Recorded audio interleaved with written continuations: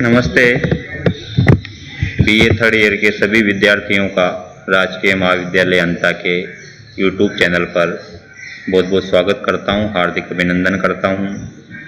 प्रिय विद्यार्थियों, पिछले 3 क्लास में हमने नीति शतक के विषय में विभिन्न पद्यों का अध्ययन किया है।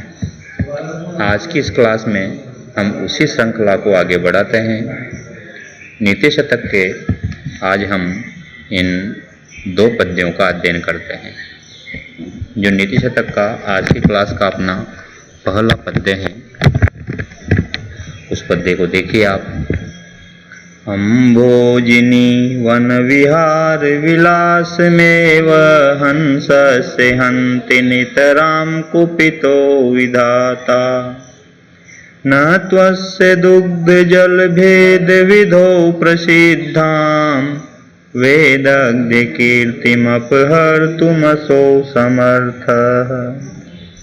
इस पद्य में वास्तविक प्रतिभाशाली लोगों की, विद्वानों की जो मूल प्रतिभा है, उस मूल प्रतिभा का कोई छीन नहीं सकता, इस विषय में इस पद्य में बताया गया। इसमें एक उदाहरण के रूप में ये बताया है कि जो हंस होता है, उस हंस में एक प्रतिभा होती है कि जैसे वो दूध में अपनी चोंच डालता है तो दूध और जल को अलग अलग कर देता है। उस दूध में कितना पानी है ये भी पता चल जाता है। ये जो उसकी विशेष प्रतिभा है हंस की, उस विशेष प्रतिभा को उससे कोई नहीं छीन सकता। यद्यपि कमलवन में जो विचरण करने की हंस की प्रवृत्ति है, विधाता उस प्रवृत्ति पर अंकुश लगा सकता है, कमलवन में उसे घूमने से रोक सकता है। लेकिन विधाता चाहे कितना ही क्रोधित हो जाए, किंतु उसकी जो दूध और जल को अलग अलग करने की वास्तविक प्रतिभा है, उस प्रतिभा को किसी भी प्रकार से विधाता द्वारा नहीं छीना जा सकता। इसमें कहा है कि कोपितो विधाता, क्रोधित विधाता हंस के अम्भोजिनी वन, अम्भोजिनी अर्थात कमल वन में विहार विलास में, कमल वन में विहार करने का जो विलास है, सुख है, उसी को नितराम हंति बिल्कुल छीन सकता है। लेकिन लेकिन इसके दुग्ध जल भेद विधौ, दूध और जल में भेद करने की प्रसिद्धाम वेदग्धे कीर्तिम, इसकी प्रसिद्ध कीर्ति को अपहर्तुम, छीनने में, नष्ट करने में, असो वह विधाता समर्थः न, समर्थ नहीं है। अर्थात वह विधाता दूध और जल में भेद करने की इसकी प्रसिद्ध कीर्ति को, इसकी प्रतिभा को नहीं छीन सकता। तो विद्वान लोगों की जो वास्तविक विद्वत्ता है, जो उनकी अद्वितीय प्रतिभा है, उस प्रतिभा को उनसे संसार की कोई भी शक्ति नहीं छीन सकती। इस बात का उल्लेख इस पद्य में किया गया है।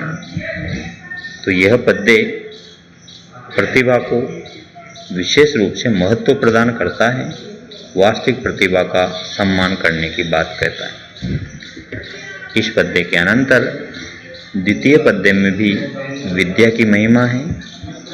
विद्या की महिमा के विषय में इस पद्य में कहा है कि विद्या नाम नरस्य रूपमधिकं प्रच्छन्न गुप्तं धनम, विद्या भोग करी यशः सुख करी, विद्या गुरूणां गुरु, विद्या बंधुजनों विदेश गमने, विद्या परम दैवतम, विद्या राजसु पूज्यते न तु धनम, विद्या विहीनः पशु। इसमें कहा है कि विद्या नाम, विद्या तो उस तत्व का नाम है जो नरस्य अधिकम रूपम, जो मनुष्य को अधिक सुंदर बनाता है। अर्थात विद्या ही मनुष्य की असली सुंदरता है। प्रच्छन्न गुप्तम धनम, विद्या ही छिपा हुआ गुप्त धन है। विद्या भोग करी, विद्या ही मनुष्य को विभिन्न प्रकार के भोग प्रदान करती है। यश यश प्रदान करती है। और सुख करी, विद्या ही मनुष्य को सुख प्रदान करती है। विद्या गुरुणाम गुरु, विद्या तो गुरुओं की भी गुरु हैं, अर्थात विद्या ही सबसे बड़ा गुरु है। विद्या बंधुजनों विदेश गमने, विदेश गमने विदेश जाते समय, विदेश चले जाने पर विद्या ही बंधुजनों, विद्या ही हमारा बंधुजन है, हमारे बांधव है। वहाँ पर कोई न तो भाई मिलेगा, न बहन मिलेगी, न पिता साथ रहेंगे, वहाँ कोई साथ नहीं देंगे। वहाँ तो मनुष्य की जो प्रतिभा है वही साथ देगी। विद्या परम देवतम, विद्या ही परम देवता है, अर्थात सर्वोच्च देवता विद्या ही है।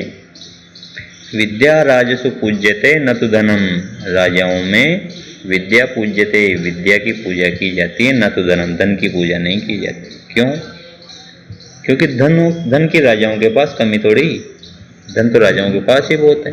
राजाओं को चाहिए प्रतिभाशाली लोग अपने साथ में, ताकि राज्य विघ्न रूप से, निर्विघ्न रूप से चलता रहे। विद्या विहीन पशु, विद्या से विहीन व्यक्ति तो पशु के समान है। तो नीति शतक में विद्या से हीन व्यक्ति को आचार्य भर्तृहरि ने पशु की संज्ञा दी है। तो ये था आज का अपना नीति शतक वाला पार्ट 3, और इसमें हमने 2 पद्य आज पढ़े हैं। इसके बाद के पद्य हम अगली क्लास में पढ़ेंगे। आप सभी का बहुत बहुत धन्यवाद। नमस्ते।